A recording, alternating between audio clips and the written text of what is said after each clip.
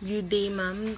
I am Hanali Calmorin, second year student taking up BS Tourism Management, and I am here to share my learning during our Sustainable Tourism Seminar under Miss Hazel Tamala Cabigyan, TPC 104 course. So, attending the seminar on sustainable tourism through responsible tour guiding was truly an eye-opening experience. It highlighted how tour guides are more than just storytellers. They are guardians of culture, nature, and ethics in tourism. I learned that responsible guiding isn't just about providing facts to tourists, but about influencing behavior, protecting natural and cultural heritage, and creating lasting positive impact in communities. The most important takeaways for me was understanding that sustainable tradition and support local.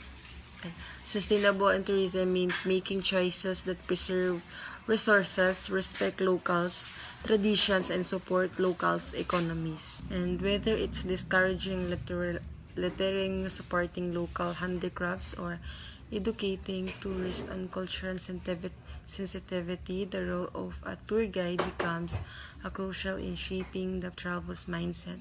The seminars helped me realize that even small actions can lead to big impacts. Tour guides truly have the power to inspire change simply by leading through example.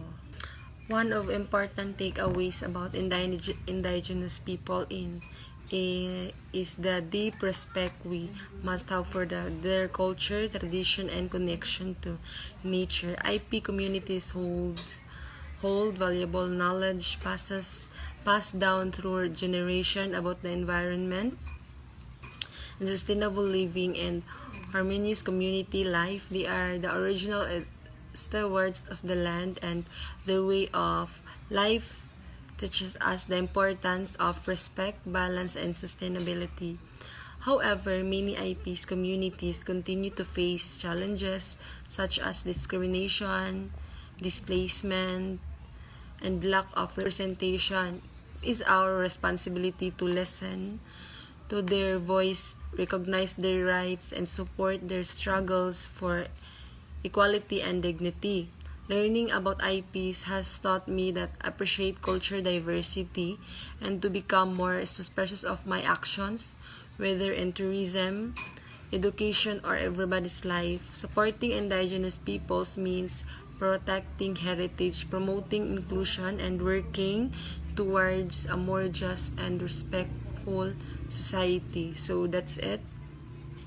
Thank you and mabuhay.